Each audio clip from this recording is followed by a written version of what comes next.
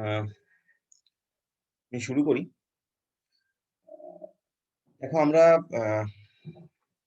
যেটা করছিলাম, এটা হচ্ছে আমরা প্রসেস সিনক্রোনাইজেশন নিয়ে আলোচনা করছিলাম। Process synchronisation it is needed as because when we execute various processes, more than one processes concurrently, মানে at the same time একসঙ্গে যখন অনেকগুলো প্রসেস রান করে এবং when they try to access or try to share a common variable, in that scenario we need to handle process synchronization in the better way. Okay? সেই সময় আমাদের process সিনক্রোনাইজেশনের দরকার পড়ে। দেখো আমরা একটা এক্সাম্পল নিয়ে জিনিসটা বুঝিয়েছিলাম। আমাদের কাছে দুটো স্টেটমেন্ট ছিল, একটা কাউন্টার প্লাস প্লাস আর একটা কাউন্টার মাইনাস মাইনাস, মানে অ্যাকচুয়ালি দুটো প্রসেস ছিল। একটার নাম আমরা বলেছিলাম, তোমাদের মনে আছে, প্রডিউসার প্রসেস, আর একটার নাম বলেছিলাম কনজিউমার প্রসেস। না ওই প্রডিউসার প্রসেস এবং কনজিউমার প্রসেস, এই প্রসেসগুলো প্রডিউসার প্রসেসের এন্ডে সে একটা স্টেটমেন্টকে এক্সিকিউট করছিল, সেটার নাম হচ্ছে কাউন্টার প্লাস প্লাস, স্টেটমেন্টটা হচ্ছে কাউন্টার প্লাস প্লাস। আর কনজিউমার প্রসেসের এন্ডে সে আর একটা স্টেটমেন্টকে এক্সিকিউট করছিল, সেটা হচ্ছে কাউন্টার মাইনাস মাইনাস। ইভেনচুয়ালি এই কাউন্টার ভেরিয়েবলটা যদি দেখো, তাহলে কাউন্টার ভেরিয়েবলটা কিন্তু সেম ভেরিয়েবল, যেটাকে ওই দুটো প্রসেস শেয়ার করছিল, যেটা খুব প্রথম দিকে আমি সেই কিছুটা ওই লুচির এক্সাম্পল দিয়ে বুঝিয়েছিলাম। সো সেক্ষেত্রে ওই কাউন্টারটা হচ্ছে বেসিক্যালি তুমি বলতে পারো থালাটা, যে থালাটা শেয়ার হচ্ছে, যে থালাতে তোমার মা লুচিগুলো করে এনে রাখছে, আবার তুমি সেই থালা থেকে লুচিগুলোকে খাচ্ছ। সো সেই কাউন্টারটা হচ্ছে থালাটা। মা যখন রাখছে তখন কাউন্টারটার ভ্যালু বাড়ছে, থালায় লুচির সংখ্যা বাড়ছে। তুমি যখন খেয়ে নিচ্ছ, থালা থেকে লুচির সংখ্যা কমে যাচ্ছে।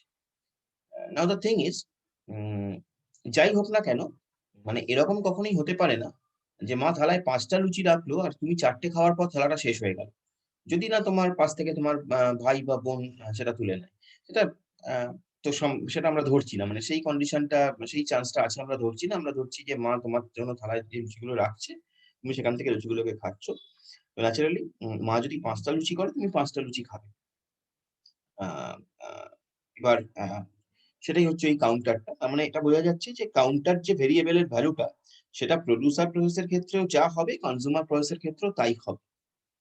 কিন্তু ঘটনা হচ্ছে আমরা এই কাউন্টার যে ভেরিয়েবলের, এই যে কাউন্টার প্লাস প্লাস বা কাউন্টার মাইনাস মাইনাস, এই যে ভ্যালুগুলো, এই ভ্যালুগুলো এই এই যে স্টেটমেন্টটা, এই স্টেটমেন্টটা বেসিক্যালি কাউন্টার প্লাস প্লাস, এই স্টেটমেন্টটাকে যদি আমরা দেখি যে actually how it is being implemented in the system, তাহলে আমরা পাবো যে অ্যাট ফার্স্ট কাউন্টারের ভ্যালুটা, দুটো প্রসেস আছে, একটা প্রডিউসার একটা কনজিউমার। তো অ্যাট ফার্স্ট কাউন্টারের ভ্যালুটা প্রডিউসারের এন্ডে একটা রেজিস্টারের মধ্যে স্টোর হয়, দেন সেই রেজিস্টারের ভ্যালুটা ইনক্রিজ করে, তারপরে সেই ইনক্রিজড ভ্যালুটা সেই রেজিস্টার থেকে কাউন্টারের মধ্যে আবার অ্যাসাইন হয়। তো কাউন্টার প্লাস প্লাস বা কাউন্টার মাইনাস মাইনাস, এই এই যে আপাত নিরীহ এই যে একটি স্টেটমেন্ট, এই একটি স্টেটমেন্ট যখন সিস্টেমে ইমপ্লিমেন্টেড হয়, তখন সেটা মিনিমাম 3টে স্টেটমেন্টের থ্রু দিয়ে ইমপ্লিমেন্টেড হয়, এবং প্রত্যেকটা ক্ষেত্রে মানে প্রডিউসারের ক্ষেত্রে একরকম, একটা কনজিউমারের ক্ষেত্রে একটি রেজিস্টার ইউজ হয়। ইভেনচুয়ালি এখানে যেটা দেখতে পাচ্ছ, প্রডিউসারের ক্ষেত্রে রেজিস্টার 1 ইউজ হয়েছে, কনজিউমারের ক্ষেত্রে রেজিস্টার 2 ইউজ হয়েছে। তো অ্যাট অ্যাট মানে অল টোটাল এই কাউন্টার প্লাস প্লাস আর কাউন্টার মাইনাস মাইনাস, তাহলে এই যে স্টেটমেন্ট গুলো, এই স্টেটমেন্ট গুলো মোট 6টা ইনস্ট্রাকশন বলতে পারো, 6টা ইনস্ট্রাকশনে ভেঙে যায়, এবং 6টা ইনস্ট্রাকশনে ভেঙে তারা এক্সিকিউট করে। এখন প্রবলেম হচ্ছে, যদি তোমার সিস্টেমটা কনকারেন্ট সিস্টেম হয়, তাহলে আমরা জানি যে আমাদের সিপিইউ এই যে 6টা ইনস্ট্রাকশন, এই 6টা ইনস্ট্রাকশনকে সে তার নিজের মতন অর্ডারে সাজিয়ে নিয়ে এক্সিকিউট করাবে। ইট ইজ নট নেসেসারি যে সে পরপর এক্সিকিউট করাবে, বিকজ পরপর যদি এক্সিকিউট করায়, তাহলে সেটা কিন্তু আর কনকারেন্ট প্রসেস থাকছে না, সেটা সিরিয়াল প্রসেস হয়ে যাচ্ছে। সুতরাং সিপিইউ শিডিউলিং যখন হবে, সিপিইউ কখনো প্রোডিউসার প্রসেসকে শিডিউল করবে, কখনো কনজিউমার প্রসেসকে শিডিউল করবে। ন্যাচারালি কখনো প্রোডিউসার প্রসেসের ইনস্ট্রাকশন গুলোকে এক্সিকিউট করবে, কখনো কনজিউমার প্রসেসের ইনস্ট্রাকশন গুলোকে এক্সিকিউট করবে। বাট অ্যাট ম্যাক্স সে ছটা প্রসেস কি এক্সিকিউট করবে। এখানে সেরকম একটা সিকোয়েন্স দেখানো হয়েছে, যে সিকোয়েন্সে আমি দেখতে পাচ্ছি প্রথমে দুটো প্রোডিউসার প্রসেসের ইনস্ট্রাকশন এক্সিকিউট করিয়েছে সিপিইউ, তারপরে সিপিইউ চলে গেছে কনজিউমার প্রসেসে এবং কনজিউমার প্রসেসের দুটো ইনস্ট্রাকশনকে সে এক্সিকিউট করিয়েছে। Then it has again come back to the producer process and then consumer process. এটা করতে গিয়ে মানে এই অর্ডারটায় যদি আমরা দেখি, এই অর্ডারটা করতে গিয়ে সিপিইউ যখন স্টার্ট করেছিল তখন কাউন্টারের ভ্যালু ছিল 5। ন্যাচারালি রেজিস্টারের মধ্যে 5 ভ্যালু রেজিস্টার 1 এর মধ্যে 5 ভ্যালু অ্যাসাইন হয়েছিল। After that, the value of the register 1 has been increased, and the value become register 1. The value of register 1 becomes 6. Then uh, the CPU shifted to the consumer process, and in the consumer process again, as the counter value is initially 5, so it will be again 5, and register 2 will store the value 5. Okay, and then it will be decreased by 1 because consumer process a counter minus execute hoche, so it will be decreased by 1, and the value of register 2 will become 4. So and then again the CPU will come back to producer process and it will assign the final value of the register 1 to the variable counter. So that value of the counter will become 6, and again it will shift it to the consumer process and it will assign the value of the register 2 to the counter, and that will be 4. So this is the mismatch that happening, যে একই variable counter producer প্রসেসে তার value 6, কনজিউমারে তার value 4। that cannot happen তোমাকে 5টা লুচি দেওয়া হয়েছিল, তোমার মা 5টা লুচি করেছেন, 6টা লুচি করেছেন ব্রাদার এখানে সাপোজ, অথচ তুমি পাচ্ছ 4টে। তো that is not possible. Actually তোমার মা 5টা করেছে, মানে তোমার যে রেজাল্ট আসছে তোমার মা 5টা করেছেন, তুমি পাচ্ছ 6টা, কিন্তু খাচ্ছ 4টে। তো এই ধরনের mismatch it is not possible. So আমরা যদি ঠিকঠাক, এটা হচ্ছে তার কারণ হচ্ছে আমরা প্রসেস গুলোকে ঠিক মতন সিঙ্ক্রোনাইজ করিনি। আমরা প্রসেস গুলোকে ঠিক মতন এখানে সিঙ্ক্রোনাইজ করিনি। যেহেতু আমরা প্রসেস গুলোকে সিঙ্ক্রোনাইজ করিনি, মানে একটা সিস্টেমের মধ্যে আনতে পারিনি, একটা সিস্টেম মেনে প্রসেস গুলোকে এক্সিকিউট করাতে পারিনি, that's why this problem is occurring. এবং আমি বলেছিলাম এখানে একটা টেকনিক্যাল টার্ম আছে যেটা তোমাদের মনে রাখার জন্য দরকার, সেটা হচ্ছে situation like this where several processes, মানে এখানে দুটো প্রসেস আছে, they are accessing and manipulating the same data, এখানে সেই same ডেটাটা eventually the variable counter, same data concurrently, and the outcome of the execution, মানে result of this execution depends on the particular order in which access takes place. So basically তুমি বুঝতেই পারছো এখানে যদি আমি এই স্টেটমেন্ট গুলোকে এরকম ভাবে করাতাম যে প্রথমে 3টে প্রোডিউসারের তোমার স্টেটমেন্ট গুলো এক্সিকিউট করতো, তারপরে 3টে কনজিউমারের স্টেটমেন্ট এক্সিকিউট করতো, তাহলে কিন্তু এই প্রবলেমটা হতো না। তাহলে কিন্তু জিনিসটা ঠিকঠাকই হতো। কিন্তু এখানে যেহেতু এই বা অন্য কোনো অর্ডারে করতাম মেবি, তাহলে এই প্রবলেমটা নাও হতে পারতো। বাট এখানে এই অর্ডারটার জন্য যেহেতু আমরা এই অর্ডারে এক্সিকিউট করছি, এবং আমি জানি না সিপিইউ কোন অর্ডারে এক্সিকিউট করবে। সিপিইউ যে কোনো অর্ডারে এক্সিকিউট করতে পারে তার নিজের ইচ্ছা মতন। তুমি জানো সিপিইউ শিডিউলিং এ সিপিইউ তার নিজের ইচ্ছা মতন যে কোনো প্রসেসকে এক্সিকিউট করাতে পারে, based on the CPU scheduling mechanism, that is different issue.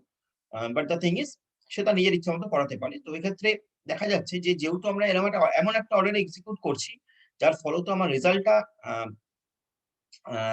অন্যরকম আসছে, এবং এরকম ধরনের সিচুয়েশন যেখানে এই রেজাল্টটা তার ইনস্ট্রাকশনের অর্ডারের উপর ডিপেন্ড করে, এরকম ধরনের সিচুয়েশনকে আমরা বলি মানে যেখানে রেজাল্টটা যেখানে সেভারাল প্রসেস একই ভেরিয়েবলকে অ্যাক্সেস করে এবং রেজাল্টটা depends on the execution, order of execution. In that case we call it race condition. আমরা এটাকে রেস কন্ডিশন বলে থাকি। তো এখানে সেই রেস কন্ডিশনটাই অকার করছে। এখানে আমাদের সেই রেস কন্ডিশনটাই অকার করছে, রেস কন্ডিশনটা হচ্ছে, এটাকে টেকনিক্যাল টার্ম হচ্ছে রেস কন্ডিশন, এটা আমি বলেছিলাম। So that is not desirable. That is not desirable at all, as because we always want that whenever and however the instructions are executed, we should get the same result and the accurate result. But here the result is not accurate, as because in some process the variable counter is showing some value and some other process is showing some value, though that variable is shared variable. So that is why it is not desirable. And this is the reason we need to synchronize the processes. Whenever the processes share the same variable, we need to synchronize these processes. So that is why we are going to synchronize the processes. So this was the reason of this chapter basically. আমরা এই চ্যাপ্টারটা পড়ছি এই কারণে। I hope this up to this it is clear. Confusion থাকলে বলবে। Up to this I hope it is clear. There is nothing much here. Just আমরা দুটো ভেরিয়েবলকে একটা ভেরিয়েবলকে শেয়ার করছি দুটো প্রসেসের মধ্যে, এবং আমরা দেখাচ্ছি যে how mismatch can occur. Okay. Now if it is so, তাহলে এবার আমরা আস্তে আস্তে একটা টেকনিক্যাল জায়গায় ঢুকছি। আমরা সেই টেকনিক্যাল টার্মটার নাম দিচ্ছি critical section. Now what is critical section? Basically critical section হচ্ছে প্রত্যেকটা প্রসেসে সেই অংশটা, যে অংশটা তারা নিজেদের মধ্যে শেয়ার করছে। আমি আবার বলি, ক্রিটিক্যাল সেকশন হচ্ছে সেই অংশটা, যে অংশটা তারা নিজেদের মধ্যে শেয়ার করছে। মানে সিনারিওটা হচ্ছে এরকম যে দেয়ার আর সেভারাল প্রসেসেস, এখানে যেমন নাম দেওয়া হয়েছে n প্রসেসেস, p0 থেকে pn-1 n প্রসেসেস। তো there are several processes and they are sharing a part which is common to each and every processes. এটা সব প্রসেসের জন্য কমন। মানে মেবি এখন তোমার দেখা যাচ্ছে যে ওই থালাটা, সেই থালা থেকে তুমি খাচ্ছ, তোমার ভাই খাচ্ছে, তোমার বোন খাচ্ছে। তো মা থালায় এনে লুচিগুলো দিচ্ছে এবং সেই থালাটা শেয়ার হচ্ছে। সেই থালা থেকে তুমি খাচ্ছ, তোমার বোন খাচ্ছে, তোমার ভাই খাচ্ছে। বা ধরো আরেকটা এক্সাম্পল হিসেবে ধরো পাড়ার জলের কলটা, সেই পাড়ার জলের কলটা সবার জন্যই common. That means it's a common tap thing. যে কোনো কেউ এখান থেকে জল নিতে পারে। তো সেই যে কমন কলটা, সেই কলটা কমন, সেই কলটাকেই বলছি আমরা ক্রিটিক্যাল সেকশন। সেই কলটাকে আমরা বলছি ক্রিটিক্যাল সেকশন, বা সেই থালাটাকে আমরা বলছি ক্রিটিক্যাল সেকশন, যেখান থেকে সবাই মিলে খাওয়া হচ্ছে। That is basically critical section. প্রসেসের ক্ষেত্রেও সেভারাল প্রসেস তারা রান করছে ঠিকই, কিন্তু তাদের একটা কমন পার্ট আছে, যে কমন পার্টটা সবার জন্য সেম। সব প্রসেসের মধ্যে এই কমন পার্টটা আছে। মানে টোটাল প্রোগ্রামটা আছে, ধরা যাক টোটাল প্রোগ্রামটা আছে, সেই প্রোগ্রামটা হয়তো তোমার সি এর রেসপেক্টেই বলছি, সেই প্রোগ্রামটা হয়তো সব ধরো 5টা প্রোগ্রাম আছে। সেই 5টা প্রোগ্রামের সবার মধ্যেই একটা ফাংশন আছে বা একটা ভেরিয়েবল আছে, যে ভেরিয়েবলটাকে সবাই শেয়ার করছে। মানে সবাই ওই ভেরিয়েবলটা নিয়ে কাজ করছে। That is basically critical section. তো সেটা এখানে লেখা আছে যে each process has a segment of code called critical section, in which the process may changing common variables. একবার ধরলাম না, ভিডিও কল করছি।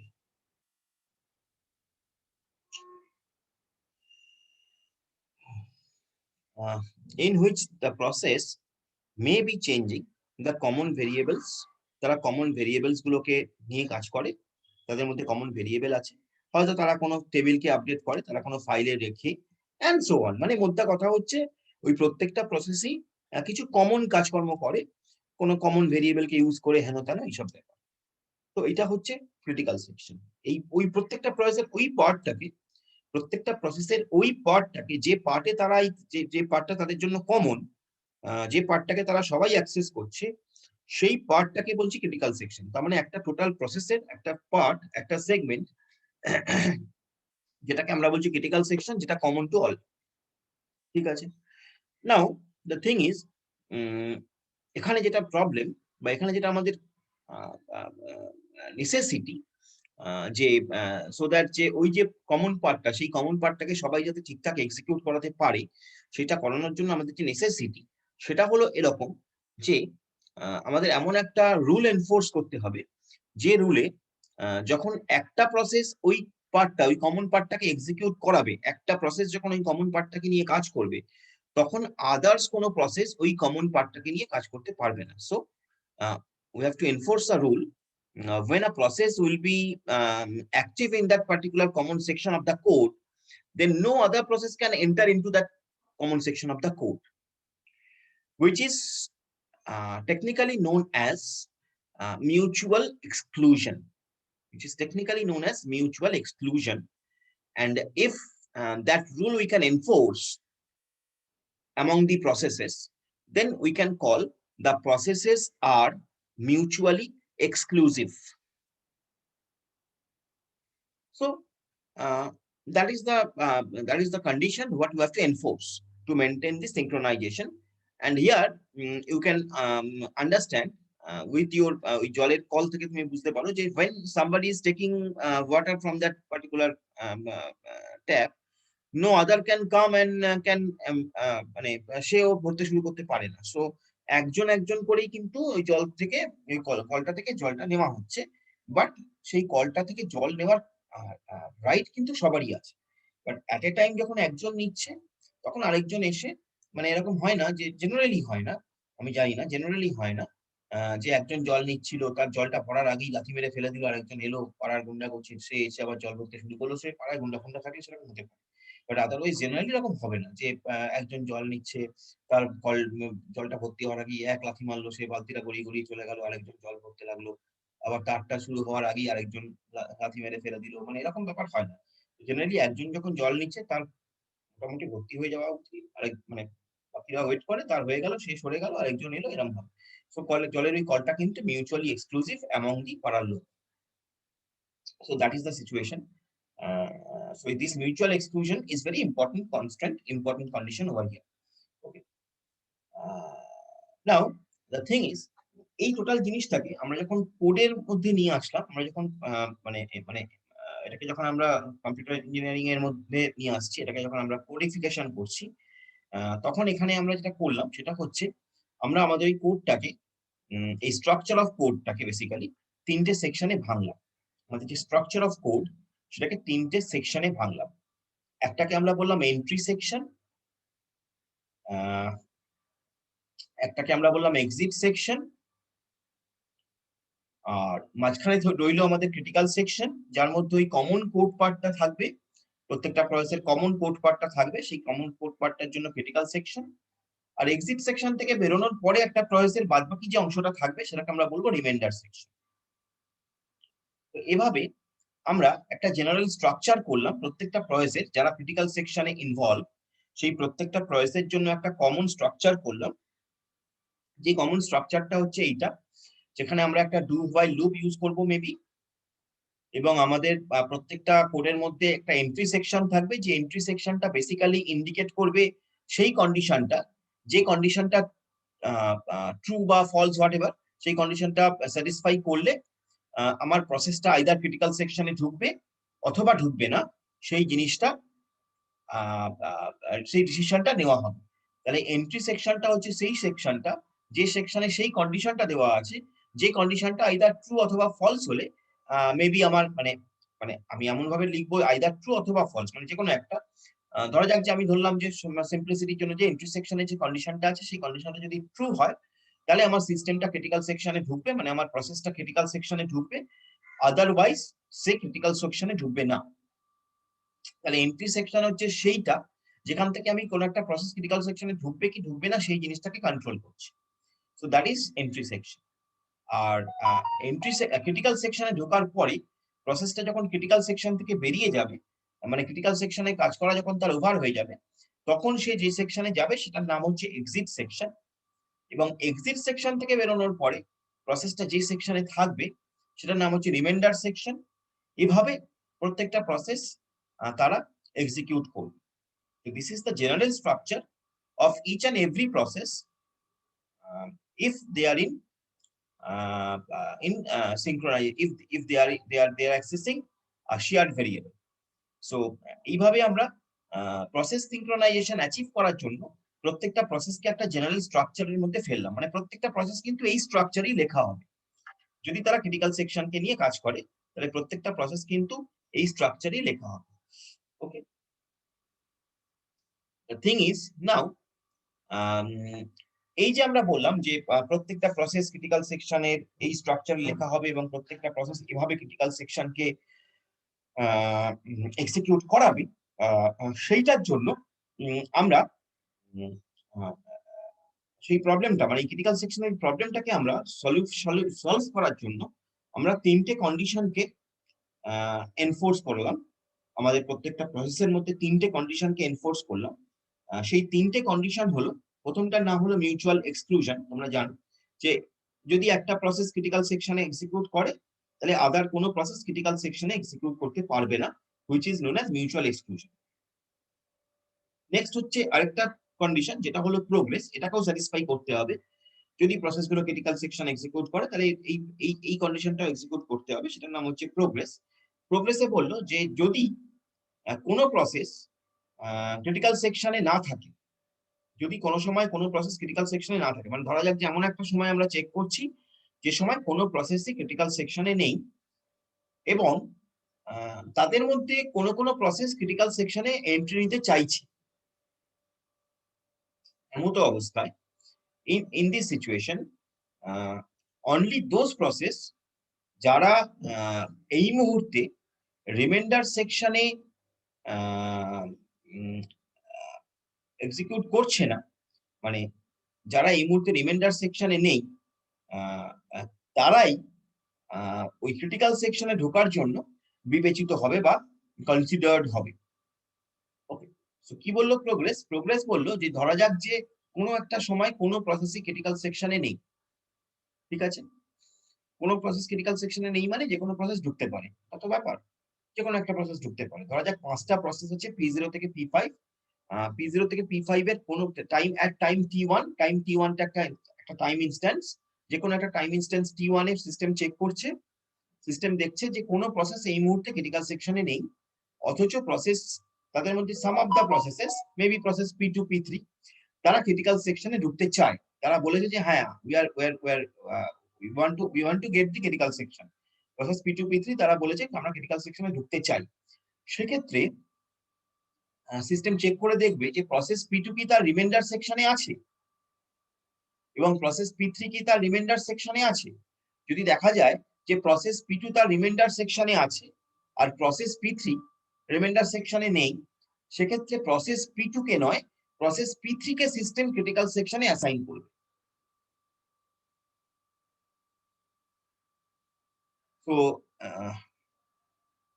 that is basically progresses. That is basically progresses.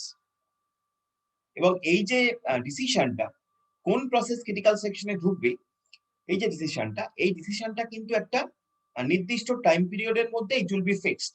মানে এরকম নয় যে প্রসেস P2 ঢুকবে কি প্রসেস P3 ঢুকবে সিস্টেম আর ডিসিশন নিতে পারছে না, সিস্টেম এই ডিসিশনটাকে ইনডেফিনিট পিরিয়ডের জন্য পোস্টপোন করে রেখেছে, এরকম ঘটনা ঘটবে না, এরকম হবে না।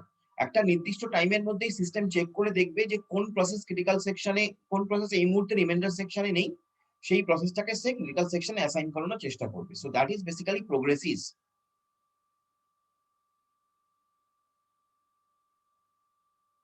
So this is the second condition, progress. And now the third condition, bounded waiting. Now bounded waiting is somewhat related to progress, you can say. Bounded waiting বলছে there exists a bound, একটা time limitation থাকবে, there exists a bound on the number of times, তার উপর একটা bound থাকবে যে আদার process গুলো, আদার process মানে আমি ওই প্রসেস P0 থেকে P5 এর মধ্যেই বলছি। ধরা যাক P0 থেকে P5 এর মধ্যে প্রসেস P2 সে বলেছে আমি ক্রিটিক্যাল সেকশনে ঢুকবো। ধরা যাক time T1 a process P2 বলেছে আমি ক্রিটিক্যাল সেকশনে ঢুকবো। ওকে, এবার দেখা গেল যে সিস্টেম P2 ক্রিটিক্যাল সেকশনে ঢুকবো বলা সত্ত্বেও P2 কে ক্রিটিক্যাল সেকশন অ্যাসাইন না করে P3, P4, P5 এই তিনজনকে ক্রিটিক্যাল সেকশনে অ্যাসাইন করলো। কেন করলো? হয়তো কোনো কারণ ছিল, হয়তো P4, P3, P4, P5 তারা আগে রিকোয়েস্ট করেছিল, হেন তেন P2 আগে রিকোয়েস্ট করেছিল, হয়তো যে কোনো কারণে তারা ক্রিটিক্যাল সেকশন তারা ওই P2 P3 P5 কে ক্রিটিক্যাল সেকশনে অ্যাসাইন করলো। কিন্তু এই যে ডিসিশনটা, মানে এই যে নাম্বার অফ টাইম, এই যে ধরা যাক যে এই P2 রিকোয়েস্ট করেছে P2 আগে, অথচ P2 আগে P3 P4 P5 critical section পেলো, এই যে নাম্বার অফ প্রসেস, এই নাম্বার অফ প্রসেসের এই যে লিস্ট, এই লিস্টটা কিন্তু আনলিমিটেড লিস্ট হয়ে যাবে না। মানে ধরা যাক যে P2 রিকোয়েস্ট করেছে, করে বসেই রইলো, P2 আর পেলো না, P3 পেলো, P4 পেলো, P5 পেলো, P1 পেলো, আবার P3 পেলো, P4 পেলো, P5 পেলো, আবার P1 পেলো, P2 আর পাচ্ছে না। এরকম সিচুয়েশনও হবে না, এরকম সিচুয়েশনও হবে না।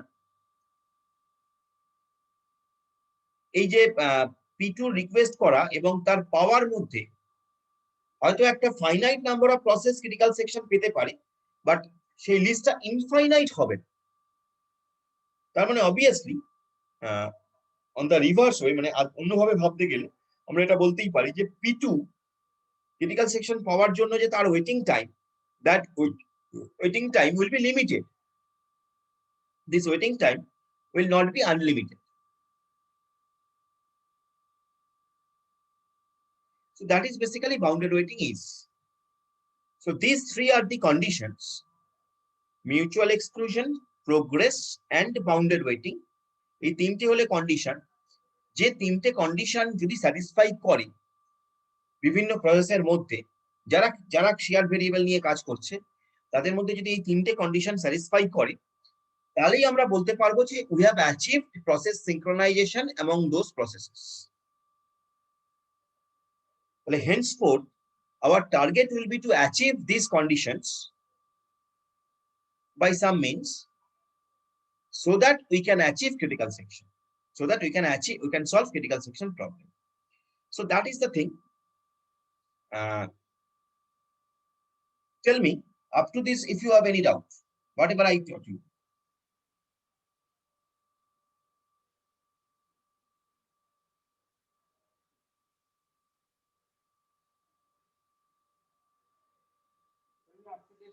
If you have any doubt in this, জিনিসটাকে লজিক্যালি ভাবতে, মানে ভাবো পুরো জিনিসটাকে, ভাবো পুরো জিনিসটাকে, আমরা কি করতে চাইছি, কেন করতে চাইছি, কি করতে চাইছি।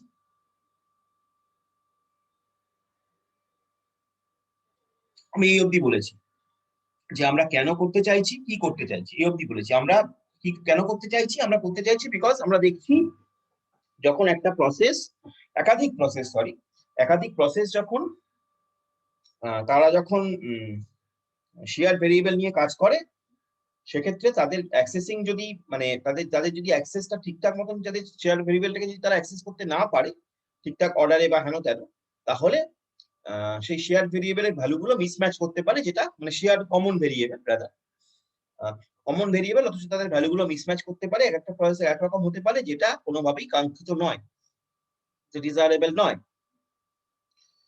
সেটা করার জন্য আমরা যেটা করতে চাইছি সেটা হলো আমরা তিনটে কন্ডিশনকে স্যাটিসফাই করতে চাইছি, তিনটে কন্ডিশনকে আমরা অ্যাচিভ করতে চাইছি। সেই তিনটে কন্ডিশনের একটার নাম হলো মিউচুয়াল এক্সক্লুশন, একটার নাম হলো প্রোগ্রেস, আর একটার নাম হলো বাউন্ডেড ওয়েটিং। এই অবধি আমরা করতে চাইছি। Is it clear to you? Is this concept is clear to you up to this? Otherwise you please ask me, I mean বলো, কিন্তু যদি এই অবধি কোনো ডাউট থাকে বলো, ডাউট না থাকলেও বলতে পারো যে ডাউট নেই, এরকম নয় যে থাকলেই বলতে হবে।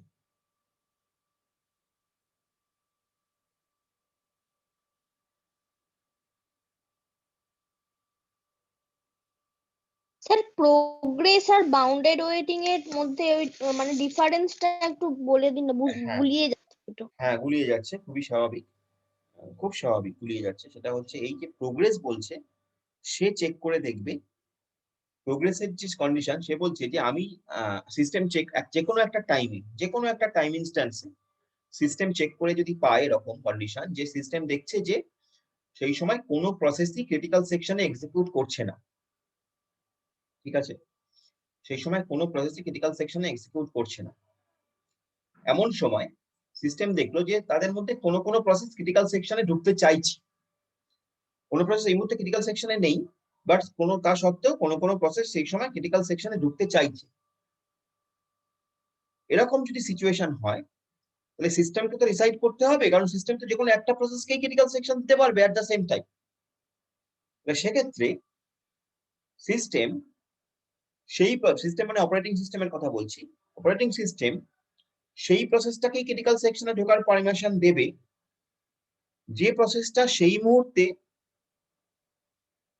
রিমাইন্ডার সেকশনে এক্সিকিউট করছে না।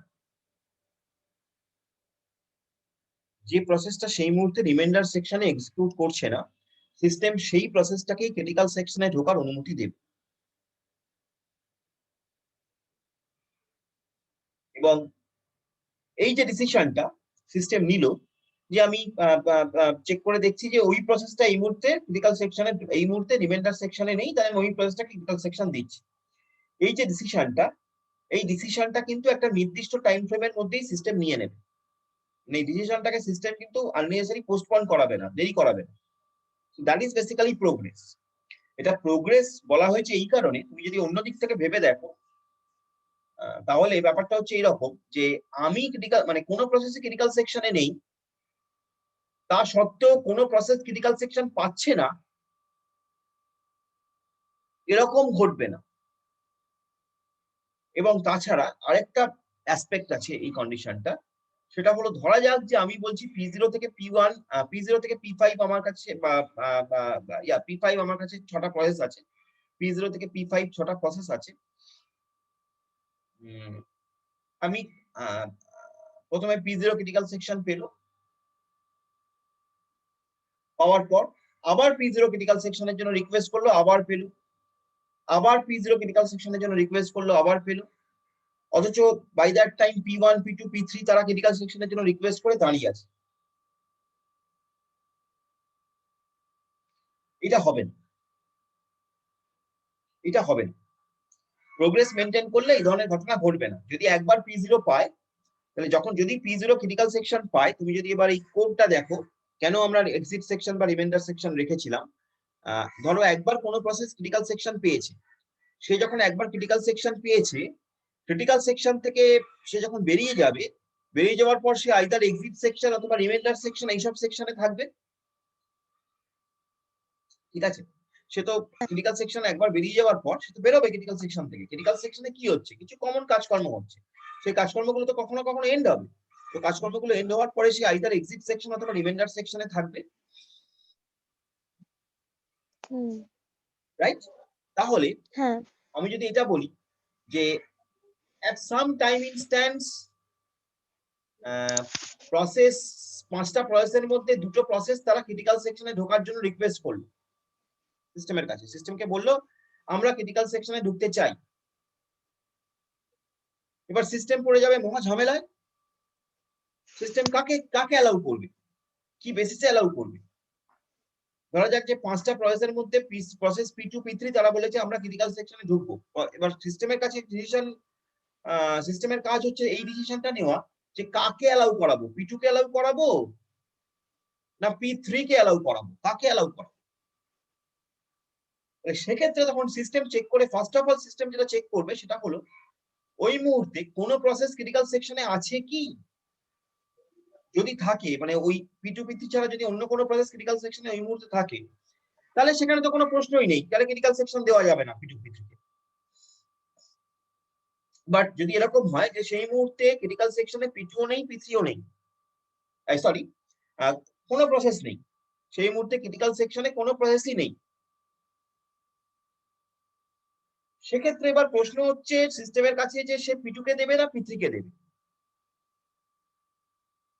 এবার সে চেক করে দেখবে যে ওই মুহূর্তে P2, P3 এর মধ্যে কেউ কি রিমাইন্ডার সেকশনে এক্সিকিউট করছে। কেন চেক করছে রিমাইন্ডার সেকশনে এক্সিকিউট করছে কিনা? তার কারণ হচ্ছে রিমাইন্ডার সেকশনে থাকার মানে হচ্ছে, কোন প্রসেস রিমাইন্ডার সেকশনে থাকার মানে হচ্ছে সে at least once critical section visit করে এসছে। কোন প্রসেস সেই মুহূর্তে রিমাইন্ডার সেকশনে থাকার মানে হচ্ছে it has visited critical section at least once. তো সেই জন্য P2, P3 কে ক্রিটিক্যাল সেকশনে কে যাবে সেইটার ডিসিশন এভাবে নেওয়া হচ্ছে যে ফার্স্ট তো এটা যে কোনো প্রসেস ক্রিটিক্যাল সেকশনে আছে কিনা, যদি থাকে তাহলে তো প্রশ্নই ওঠে না। যদি না থাকে সেক্ষেত্রে P2 P3 এর মধ্যে কে এই মুহূর্তে রিমাইন্ডার সেকশনে আছে। ধরা যাক P3 রিমাইন্ডার সেকশনে আছে, it is found that P3 is in the reminder section, তাহলে অবভিয়াসলি P3 বাদ চলে যাবে। কেন বাদ চলে যাবে? তার কারণ তার মানে P3 একবার ক্রিটিক্যাল সেকশন পেয়ে গেছে।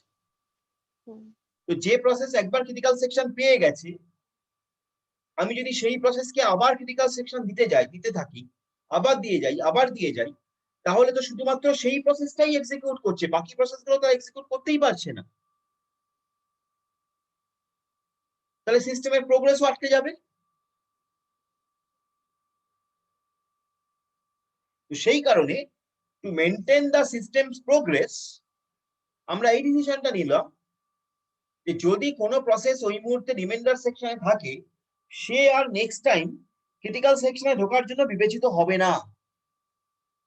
তাহলে অ্যাজ পার আওয়ার কন্ডিশন, যদি প্রসেস P2 আর P3 ক্রিটিক্যাল সেকশন P2 আর P3 ক্রিটিক্যাল সেকশনের জন্য রিকোয়েস্ট করে এবং এটা পাওয়া যায় যে P3 সেই মুহূর্তে রিমাইন্ডার সেকশনে আছে, তাহলে my obvious choice will be process P2 যে ক্রিটিক্যাল সেকশন পাবে।